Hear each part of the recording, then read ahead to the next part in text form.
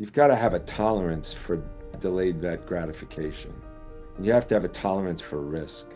Try to find humor everywhere that you have a log jam. If you get stuff, you just keep your humor and you'll get through it. Well, welcome back again, everybody, to the Business of Better podcast with Dr. John Chuback, where I bring colleagues who are involved in medicine and healthcare of all kinds, but are also interested in business and entrepreneurship. And today, our very esteemed guest is Dr. Neal Lonky, who has been a friend and a colleague for a number of years now. And Neal started an incredible company, and he's going to tell us all about it. It's called Histologics. And with that, Dr. Neal Lonky, welcome to the Business of Better podcast. Thank you, Dr. Chuback. I really appreciate what you've done.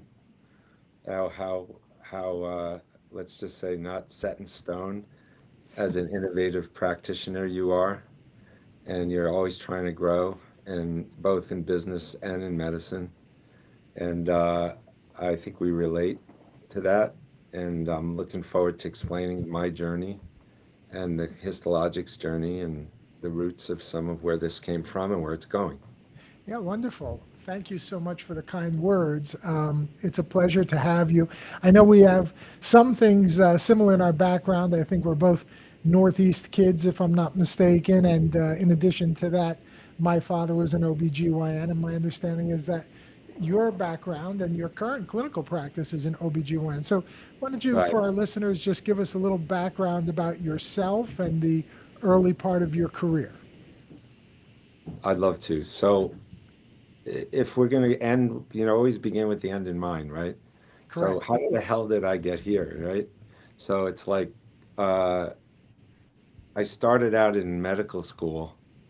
Uh, I always wanted to be a pediatrician, but when I got to my OB rotation, it was like just too incredibly great.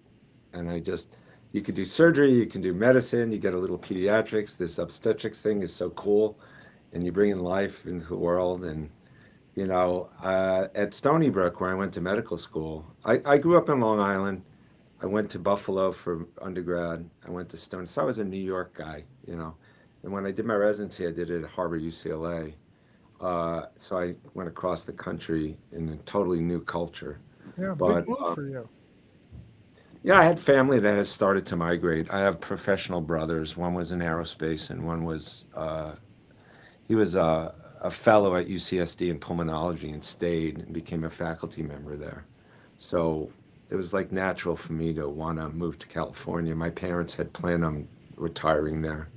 So it was like that was the place I matched there. I could have matched at Pennsylvania Hospital or Yale. I had put them on my list for the match, but I wound up matching. But when I got to Stony Brook, they they match you up in the first year. You do clinical your first year, and they match me up with some guy who is this colposcopist gynecologist. Like, I don't want to be a gynecologist, and why am I being matched up with this guy? He turned out to ultimately be the president of the American Society of Colposcopy. He was a really like a tremendously great key opinion leader. I missed that opportunity. I said, I don't want to be with this guy. I want to be with a pediatrician. So they switched me. But later Huh. in life, I always joke with him that, hey, Bert, I was matched with you in my first year. What did I know? I turn out to do what you do. So ultimately, I became. That's what I became. I trained with a very good residency, and I did full scope of OB/GYN practice for many years, everything except for GYN urology. I did the cases with the GYN urologist, but I was a pretty full scope surgeon. When minimally invasive laparoscopic surgery, I became very proficient in it. I did for infertility for about 15 years, but I really migrated to lower general tract disease and cervical biopsy and cervical therapy. I went and got a master's in public health in the middle after about 10 years in practice. I had my sights on maybe becoming a leader at Kaiser and more of a director level. I became elected member of the board of directors in 2002, and I was reelected 5 times, and I was elected board member representing Orange County, California, with like 700 doctors. in Kaiser, Southern California. So I helped run a multi-billion-dollar business, and I was chair of the quality committee. I learned about other specialties, including yours. I learned about all the barriers, both in quality, access, patient care experience, affordability, all the what you call value-based care now. Kaiser Permanente was doing in the 1990s. Okay, but it really blossomed in the 2000s. We made a lot of money. We it was a nonprofit, but we made money that we reinvested in building the infrastructure. So by the time I left the board in 2017, 18, we were a leader. We really advanced. So you'd say, well, how did you get from cervical biopsy and innovating into cervical biopsy from wound care? Well, first, I saw a gap in cervical biopsy. We don't do these procedures under anesthesia. They were discomfort for women. The endocervical canal curettage is very uncomfortable. And I thought I had already invented before. I've been an inventor since I was in my mid 20s. And I said, I'm going to invent something to take a biopsy from a cervix that's not traumatic. So I invented these bristle brushes. Then I invented the Kylon fabric that you know today in the technology. And I wound up making those devices, starting the company, not selling it to a bigger company. And now we're approaching 2 million cervical biopsy cases in the United States. It's just about in every system. So in a decade, it went from a novel idea with research to being trained. People who train in the courses in the colleges are learning the second method to take a cervical biopsy besides punch biopsy and a sharp curette. So we've trained, now we're in the standard of care vernacular, and we hope that the same is going to, it's evolving in wound care the same way. So I'm pretty confident it's going to be it is in the vernacular for doing debridement of wounds and tissue sampling. So that's pretty much the journey of how my own profession evolved into the inventions that became histologics today. Amazing story. So tell us, for our listeners, you have a doctor out there, I don't want to say a doctor, a nurse, a therapist, a clinician of any kind. They could be young, they could be mid-career, they could be toward their end of their career. But they've got this idea, and they think, wow, this is a great idea. What advice do you have for them? How do you take something which you see in the mind's eye and hold it in your hand? And then part two of that question, how do you take something that now you see in your hand, physical object, but let's assume that it's a product, not a service, but a product, and now you have Right. it in your hand. And now what does it mean, Dr. Lonky, to take a physical object and turn it into a business? Well, I like your mind's eye thing because it's never a physical thing in the beginning. But about 80% of inventions are repurposed things that you already use that you think you could use in healthcare. And maybe 20% of them are like completely different than anything that you've ever seen, you know? Like if someone invented ultrasound, they didn't invent it. They were using sonar to see things in the bottom of the ocean already. They just said, "Oh, I can if I can go through fluid, I can see something solid," right? So it's a repurposing of something that you already see. So you say, "Oh, I do this in my hobby, but now I'm practicing vascular surgery, and oh, maybe I can use that for this, but I'm going to have Yeah. to change it." Yeah, so I think Let me that interrupt you 80, right there, because yeah, I don't want you to lose your train of thought, but you just reminded me of a great example of that. Sonar was one because I use it every day in my practice in vascular ultrasound. Of course, you as an OBGYN, you use ultrasonography all the time, the so-called sonogram and so forth. There was a doctor, French doctor, I believe, by the name of Dr. Tessari, and he was doing phlebology, vein specialty in France. And they were right, using at that time detergent to inject small veins, liquid detergent. And it was good for Right. small veins, but it wasn't strong enough to close bigger veins. And uh, because in bigger veins, it would just sweep through the system, get flushed away. So the story goes, Dr. Tassari was done with dinner and he did the dishes at home. And as he was putting the dishes away, he noticed that the soap suds had filled up the sink and they were taking a really long time going down the drain. And he said to himself, I wonder if I went back to the office and I could turn that detergent into suds, if it would have longer contact time with those big veins and be able to close those big veins. And that's exactly what happened. So your point is, I'm sure there are a million examples, but that's one that sticks out in my mind. Yeah, but the thing is, how do you get it patented if it's obvious?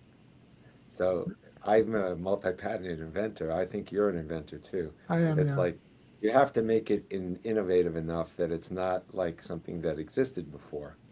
And Yeah. in patent law, they try to take things in the world and say, oh, it's obvious you put this and this together and you get your invention.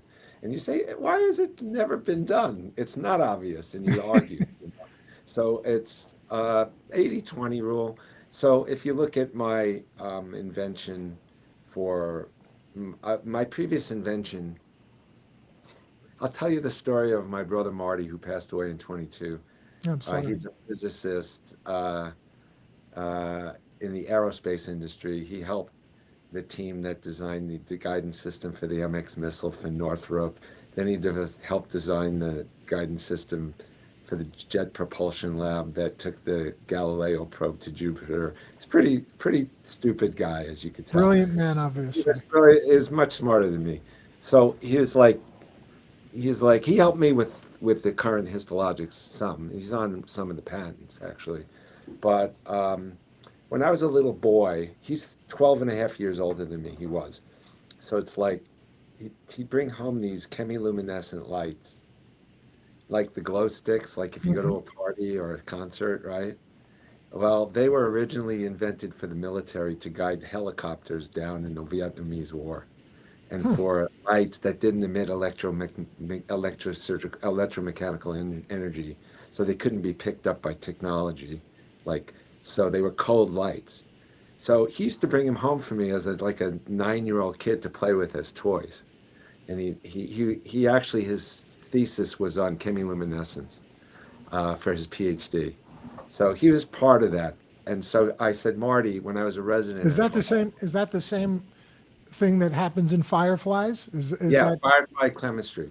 mhm, Yeah, it's a peroxyoxalate and a fluorescer. amazing? So it's actually hydrogen peroxide activates a dye in the firefly that causes it to glow, and it Amazing. pulses. So you see, yeah, exactly right. So it's funny that you said that. So American Cyanamid in New Jersey invented that or took that patent, made that happen. And my brother worked for the Aberdeen Proving Grounds in Maryland for the government, and I was a resident. And I said, Marty, do you have any of those lights? Do you ever get them? Because they weren't like as commercial yet. Okay, I said, I think I have a medical use for that because I'm looking in these vaginal cavities with these speculums, and there's so many shadows, and then it's an incandescent light, and fiber optics weren't refined yet.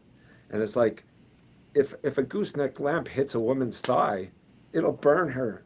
I said, Yeah, it's hot. It's yeah, hot. very hot. Yeah. So I want a cold light. Do you have any of those cold lights? And he said, yeah. So I was a newlywed. My wife's going to kill me when I say this. I I was see a where this newlywed. is going. I'm not going to say too much, but let's just say I tested it.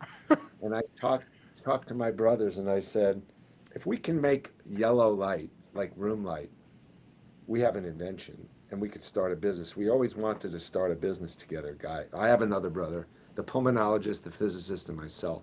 So we're three long. Sounds like the opening to a joke.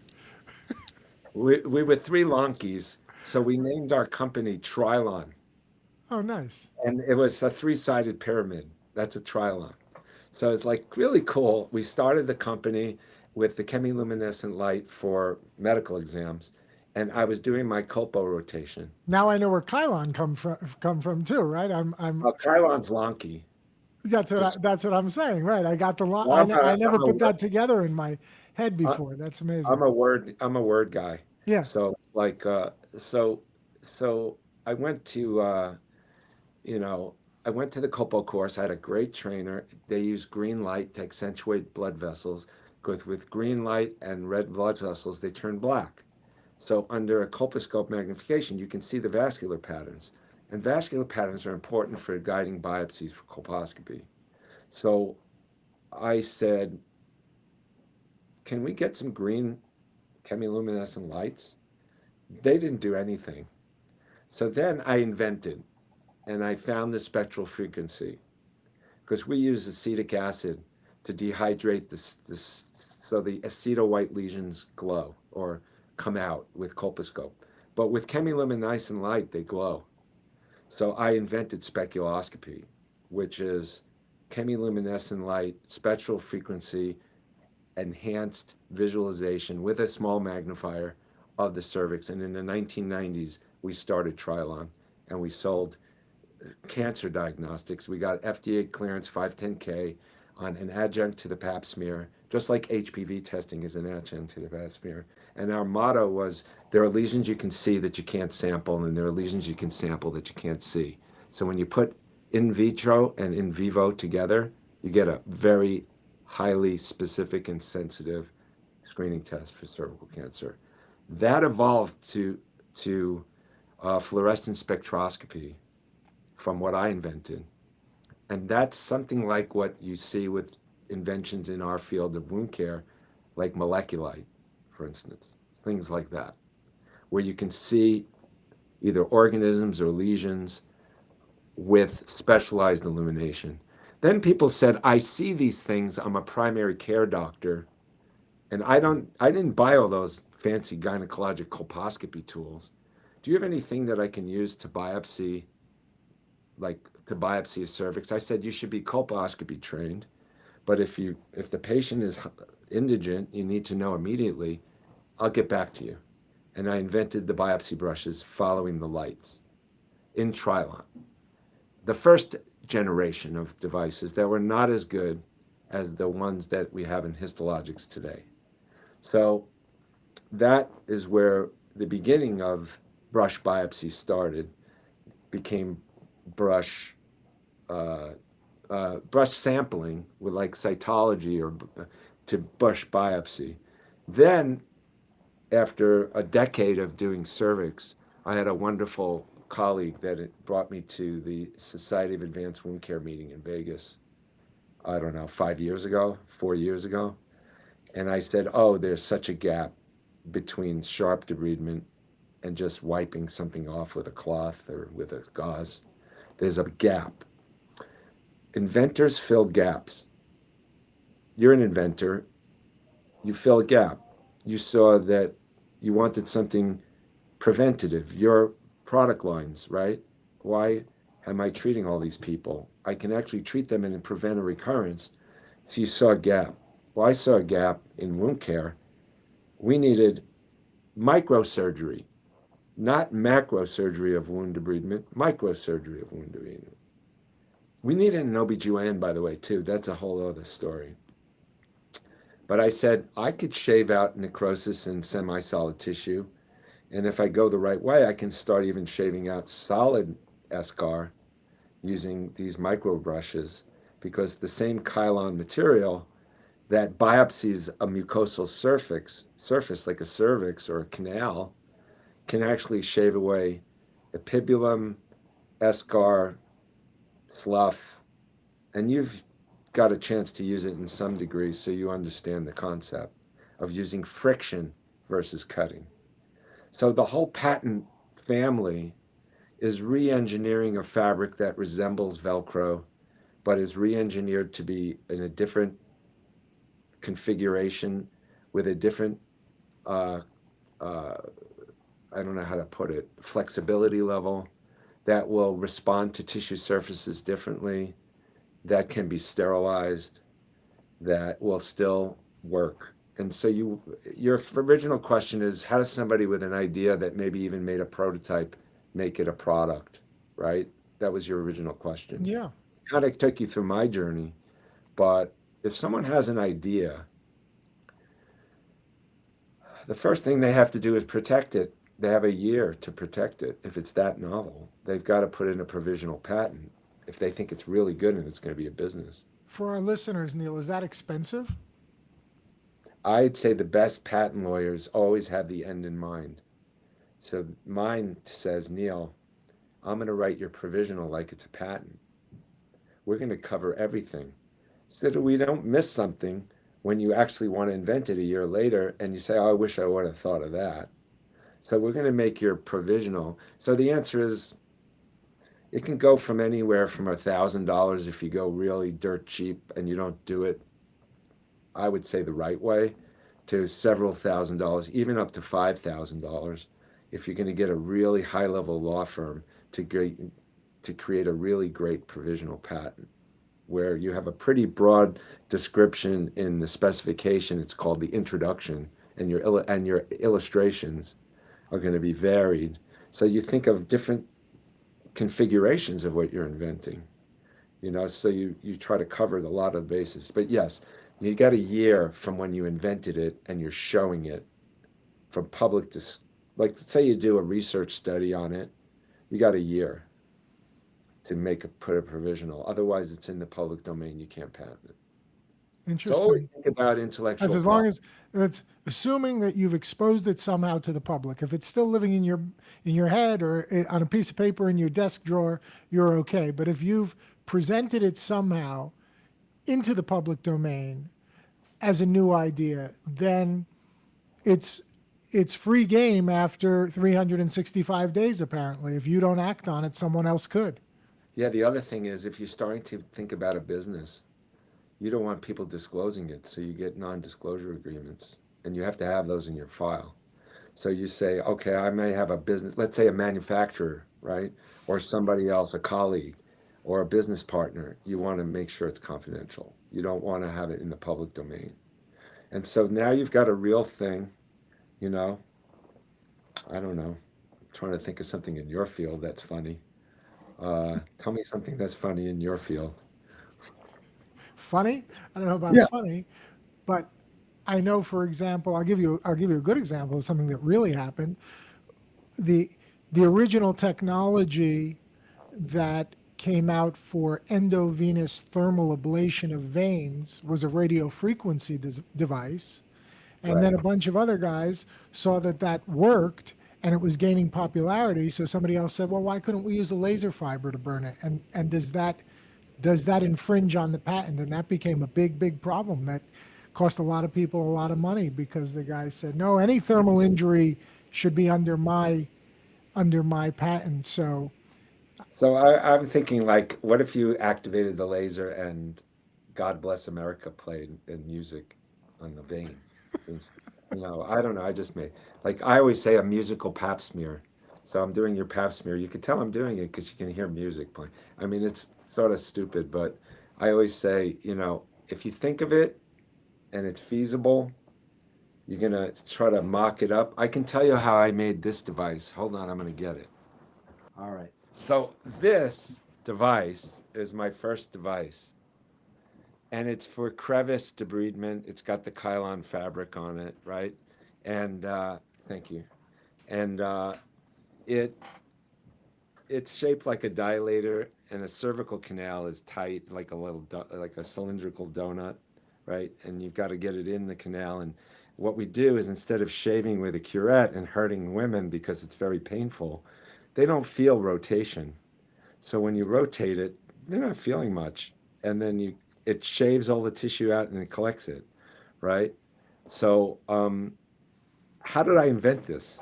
It's like I invented the ectocervical bristle brush first, the one that goes on the cervix and and takes a biopsy this way. But I had to reinvent something for the canal, and I thought when I did it, I actually said, how am I going to make this that's going to work? And I also want to tell your listeners that sometimes you have to pivot when you have to listen to your audience, right? And you have to pivot. If you think you need to design it differently, you need to listen. But it can be expensive because when you make something like this, you have to make injection molds for the plastic. Those are tens of thousands of dollars, maybe up to 50, $60,000 of So an let investment. me stop you right there, doctor. Sure. How What advice do you have for our listeners in terms of how much you really have to believe in what you're doing, how much you believe in your device, and that you see an end use and a market for it? Because now we're talking about 5,000 maybe for an attorney, and then you're talking about uh, maybe tens of thousands for an injection mold, and you're talking about studies. So, what level of belief does somebody have to have before they give up on this thing? Well, we are hardworking, altruistic, allopathic physicians that love patient care. And then we're not really cut out for business, most of us, although those in private practice are running a business like you are, Yeah. but the whole idea of being a manufacturer, they would like to make something and invent it and license it to a big company, and then they make millions of dollars. It doesn't always work that way. I decided that I wanted to control it, make sure it got to the right patients at the right price, with the right people, with the right payer, that the payer's like, there's all these P's: the product, the patient, the place, the professional, all the P's of inventing and using. So you want to make sure it's all fits. So the longer you can control it without giving it away to venture capital investors and them controlling your business or selling it off to a bigger company, um, I don't know, J&J, or you say, oh, they're going to love my product. It's not that easy to do that. But let's say you want to make it and you want to show it works before you're even thinking about selling it. Um, you've got to you've got to have a tolerance for you have to have delayed vet gratification, and you have to have a tolerance for risk. And if you can use your own money, it's great. But if you have to use other people's money, they have to be the same mission driven kind of. They're not just profiteering. So I had an angel investor start with me, and he was in healthcare. He ran a nutraceutical business like you, kind of, and he was based in California, and he was a hands-on person. He passed away too. I'm kind of getting up there, but this guy was. Remind me never to do business with you, Neil. Everybody Everybody, dies who does business with me. No, you're a youngster. You're okay. I met people, they were already in their late 60s or 70s that were wanting to invest. I mean, um, and I've been on a journey for like 15 years for this new company since I thought of it. So it's been a while. So, well, let me yeah, just interrupt briefly for our yeah, listeners. yeah. It's a conversation I had twice today, one privately and one on a previous episode of the podcast, which is I think that generally speaking, for successful people, we are I'll lump myself in the group to whatever Right. extent, but we are long-term thinkers. I think the idea that is being peddled today in social media and in sort of the new culture of overnight success and get rich quick schemes and so forth. Although there are some real examples, I think generally they're the outliers. And most of us who succeed, whether it's to become a surgeon, a doctor, inventor, business owner, things do take time and you have to be patient. Yeah, exactly. It's a long-term gain. You know, um, it took a decade for my idea of Kylon fabric to get into the standard of care and for me to capture 10 to 15% of the market So without you never quit, you never gave up, you're always working at it. with all I saw incremental growth all the time. So it was very encouraging. But if you're in a rush, you get a VC, you blast it and you see what can happen. And if the market's not ready for you, they almost have to learn. Medicine, if there's the most important thing that I could say in your podcast, is that we are very proud caregivers of every single level of healthcare, from basic medical assistance all the way up to highly skilled physicians. Medicine resists change. We are It's a legacy kind of profession where we honor the people who trained us. So if it ain't broke, don't fix it kind of thing. But patients always often tell us it's broke. Right. We have to listen to them. And then I listen to my pain suffering, anxiety suffering patients and said, how can I make this more patient friendly, gentle approach, but not sacrifice any quality? So that's the element of waiting. The medicine has to catch up with the innovation because it initially resists change, you know. Um, so getting back to this invention thing, again, I said, how can I make something that fits in a cervix that is going to excavate it and trap it like and I already had invented the Kylon. So I said, oh, I'll take a wooden dowel, I'll put it in a pencil sharpener, I'll shave off one side, and now we got a platform, and I'll blunt the tip, but not too much so it can get in the cervix, and then I'll put the thing on it, and I'll try it, and it worked. But it didn't initially work with the original Kylon. I had to reinvent the Kylon and perfect it so it automatically trapped the tissue, shaved it all off, worked. So it was in, out, snap it off, send it to the lab, and that saved women the speculum stirrup time, you know. Same thing for wound care.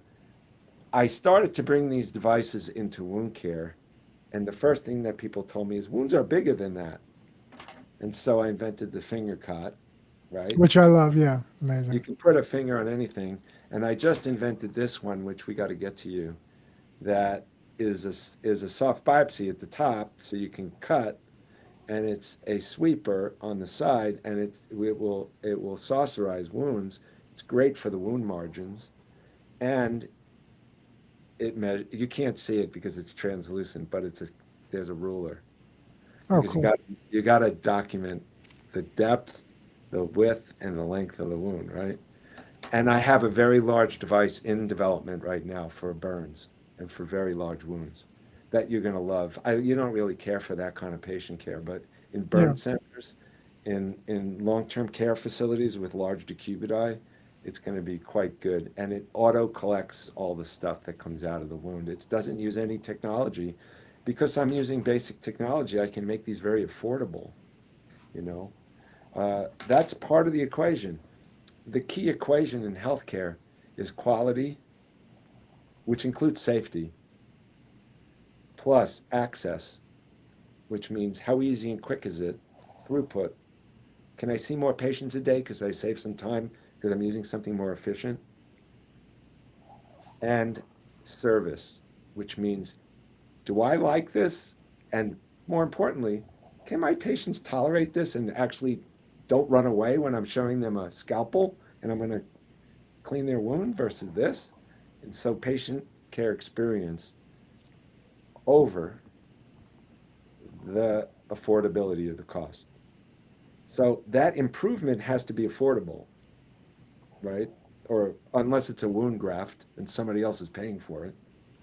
But if there's a cost to the payer, could be the patient, could be the government, could be private insurance, that value equation is what I live through when I invent anything. I'm always thinking quality plus access to service over cost. And it's got to be a win-win-win. If it's a win-win, it's not as good. If it's a win-win-win over, wow, it's affordable based on that price. So our prices are like between $5 and $6 retail for these brushes. The larger one will be under $10. Comparatively speaking, a dermal curette that's off patent that can be made in China is $2. So if you don't care about the patient care experience or the access, and you're going to control bleeding, and you're going to have you don't have the scope of who's going to use it, you got to think of that too. Like who's your user base?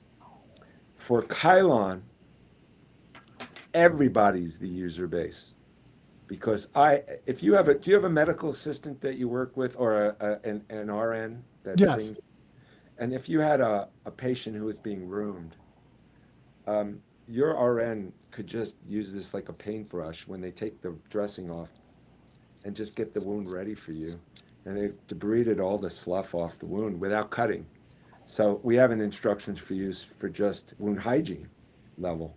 We don't teach them how to cut with it, how to mechanically or surgically cut.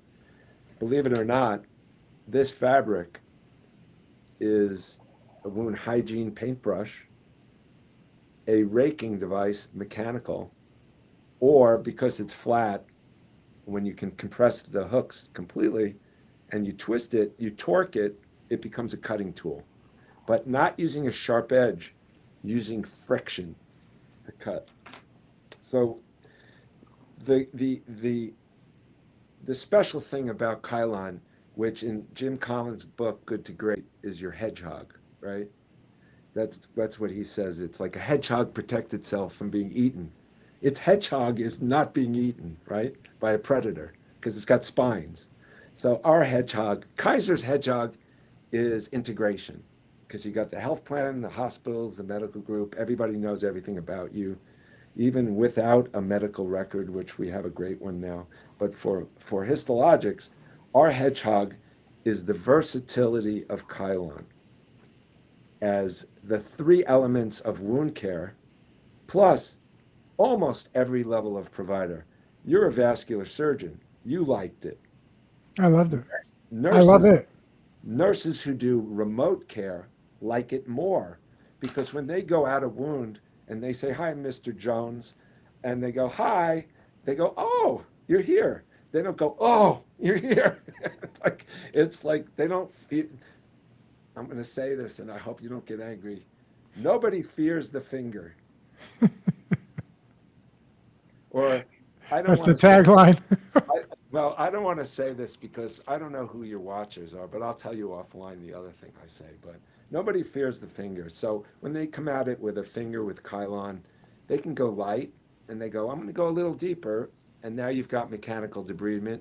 You've got a 97597 true reimbursement because these convert from bristles, biopsy brushes, to micro curettes.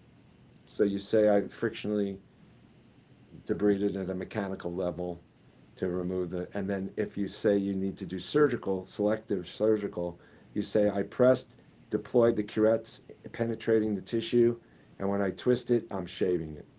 And now I'm actually doing sharp surgical debridement. You describe it, and you say how you converted it. These are registered with the FDA as biopsy brush, curette, and the array is a tissue trap container. And you'd say, a container? How could that be a container? Well, when you take it out of the body, it's not sterile anymore. What's in it? Anything that can be emptied is containing something. So it's a container. And when it's snapped free and put in a vial for molecular testing, for histopathology, and when it's brought to the lab, they have to clean it out. It's a container. So it's a transport container in a vial, which is also a container, but both, you have to empty the device out of there, put the tissue back into the vial for histopath. But for molecular testing, which these devices, which are purple for biopsy means, this is a debrider. The purple ones are less robust. They're very good for a brief biopsy. This is good for a very long debridement. I probably have a purple one over there, but I'm not going to get it. And then it's snapped off, put in a vial. What's the difference between a swab of a biopsy of a wound? We test wounds for biofilm because biofilm in matrix metalloproteinase environment creates a chronic wound, chronic inflammation, chronic wound. You've got to get the wound back into acute phase. So you stimulate it with frictional heat. You excavate, you clean the wound first because you can't do a molecular or culture with the dead slough. It's all going to be staph probably on the surface. So putting a swab and doing a Levine swab, it's been described because it's gentle. They don't tell you to cut a tissue and get down to the base, but that's in the literature, that's what's described as the best level evidence for biofilm. I know that because the late Greg Schultz used to work with us and he taught me that. He said, no, Neal, you have to debride the wound first, get to the wound base. Then, so essentially you debride the wound, you get an area, you go in with this purple soft biopsy, you take some samples from the base, they're true histopathology. It's a biopsy 11102, 11103. You're taking microcurettage biopsies, tangential biopsies, not punch biopsies. Punch biopsies are important for melanoma, for certain inflammatory lesions of the skin. You need that. But we have a poster that some of the investigators, you know, one of them, Tracy Kimball, you interviewed Sure. her, Yeah. wonderful, wonderful surgeon in Denver. She um, she and another provider, another physician, a plastic surgeon actually, did a case series of how good is this at biopsying? What are the obstacles to biopsying? The obstacle to biopsying with tangential biopsy is getting all the dead stuff off. So if you just biopsy dead stuff, you're going to get dead stuff. It's not Right. diagnostic. You have to You get have rid to of all that slough, all of that get all that junk slough on the off. You get surface. to the base. You do your tangential biopsy. You trap it, and you snap it, and you bring it in. Now, for molecular testing, it's not histopathology. You never have to empty it in formalin and plate it and make a slide, right, and embed it. What you do is you get the organisms out. So you vibrate the vial. There's different ways to do it. All the organisms go into the solution. They take the solution, they validate it to make sure it works for their system first, and then they go ahead and do the assay. And they're doing molecular testing on wound base, and there'll be some research coming out about swabs versus true biopsies. The research has already been done with curettes taking the tingal biopsy. Now they're microcurettes taking the tangential biopsy. How about the The nice, finger? Does that ever get sent to the lab? The finger device? it can be, but the vials for molecular testing are little test tubes. This won't Right. fit in. So you have to have like a formalin vial, like a jar, Yeah, right? specimen Yeah, jar. yeah, but remember, you're mostly using this to clean the dead Just stuff to off. clean, right? Yeah. Yeah, so this is mostly a cleaning tool. This is a dual purpose tool. This one is a dual purpose tool because that, let me show you, that and that are the same shape, right? So this is a biopsy tool like that. But if it's debriding mechanically and you want to take a flat wound and make it a saucer, a concave, good debrided, it's already shaped that way. So you're debriding. So that's mechanical. But let's say you have a solid piece here. It's kind of you go at the solid area from the soft, and I have a video on this in our training, and you go into the eschar and you can shave it from the margins in. Think of it like an island with soft tissue around, like a sea of soft tissue. You go from the margin towards the center, and you can shave it. And then Amazing. once you get the tissue and it's clean, the problem is you're using this to clean. So you don't want to contaminate it. So you get it all clean, and then the optimal thing is to do the focal sample. So you might need to use two devices to do that. Right. Yeah. Dr. Lonky, amazing presentation, amazing journey. It's incredible what you and your brothers have done independently and together. And there's a whole story in that, and business and family and so on and so forth. But as we come to the end of our time together here, why don't you tell our viewers how they can get in touch with you, how they can learn more about Kylon, how they can learn more about your products, and and also leave us with one last word of advice for a budding medical entrepreneur. Thank you for asking me this. It's very cool. I didn't think this was going to be it's the business of medicine, so I understand what you're doing. So always begin with the end in mind. Let me tell you how to get in touch with me. I'm the CEO of Histologics. I'm a clinical professor at the University of California. I still train OBGYN residents. Um, I think just, you know, I'm mission driven. Hopefully, most of the physicians who watch you are mission driven. You want to improve the quality of life and you want to make things more affordable. Use that value equation I taught, okay, and say, is it better for the quality of care? Am I really making things like, am I inventing an ultrasound machine that doesn't fit through the door of the hospital? That's why it's called the business of better. If you don't think you're making things or care or patients better, you've got the wrong podcast. When I won't name the hospital, but there was a hospital built that didn't make the doors big enough to put the equipment through the door. So the architects weren't talking to the doctors. So whatever team you have that you build, make sure you all talk to each other and make sure everything works. If you're not that good in business, make sure you don't make, get a good team behind you. But histologics.com for Spell it for OBGYN, us, please. Spell it. histologics.com. For wound care, it's histologics with a WC for woundcare.com. Believe it or not, for veterinary, yes, there is a doggy, catty, livestock thing about this. Amazing. It's Great. histologicsvet.com, and we're working on some of the diagnostics with that. We started a new startup that's going to integrate what the tissue gets with what we need clinically for labs to do, called Diapeutic, diapeutic.com. That's going to innovate into the diagnostics part. This is just basically methodology and device business, histologic. But Diapeutic is innovating into assays that are really benefited by having tissue, not just cells or fluid from tissues. And I think you asked me, what am I? My email is nlonky@histologics.com. I'm on LinkedIn. Uh, Come and talk to me. We're looking for distribution. We have the best thing that nobody knows about still. Like I told you, we have probably 15% of the GYN market now, but without a sales force. I use a little bit of 1099s and distributors. A lot of people come to us directly. We have great people here that fill orders quickly. You're in that kind of business too. I understand what you're doing. Um, but we're looking for, uh, if you're an advanced wound care giver and you're watching this and you do remote care, you're going to love this. Some of the biggest networks of remote wound care giving and some of the biggest systems have adopted Kylon in their practices now. It's catching on. The wound care is at the tipping point. The the GYN is past the tipping point.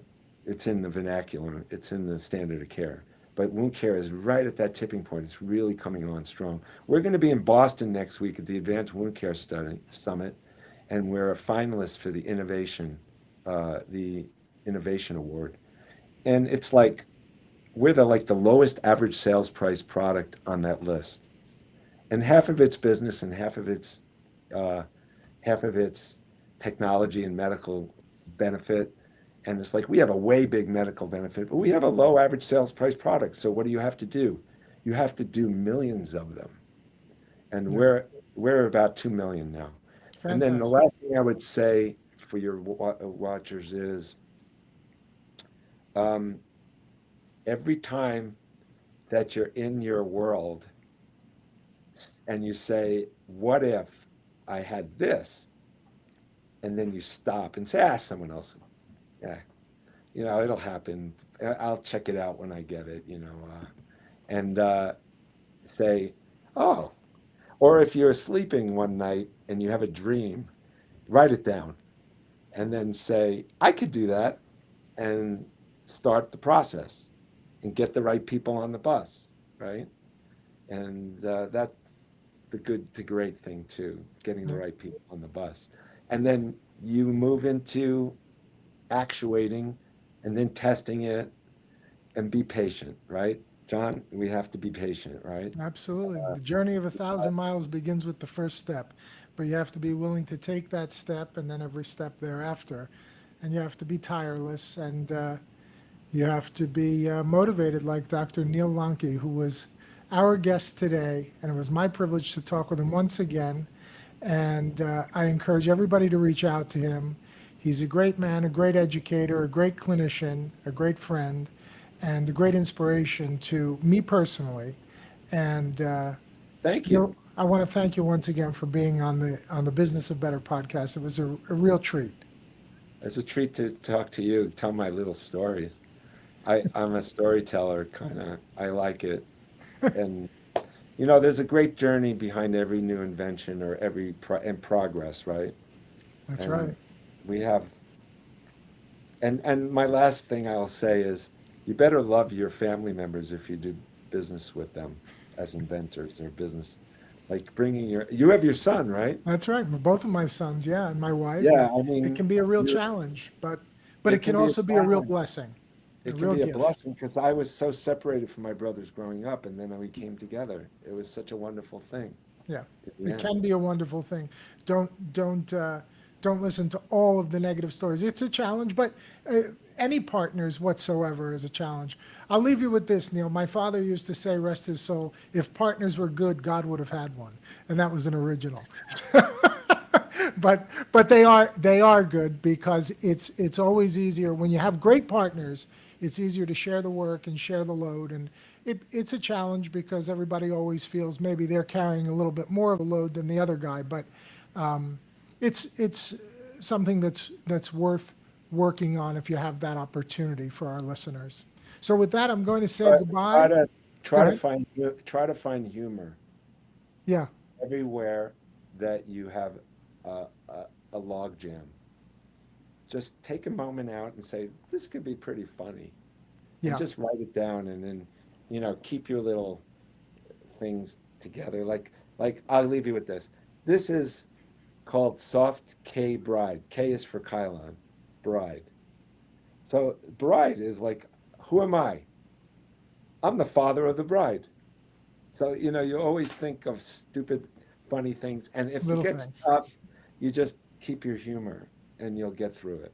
So, Beautiful. all Thank you right. so much. It was good talking to you. I'll see you again soon. Thank you. Thank you so much. Take care. Bye bye.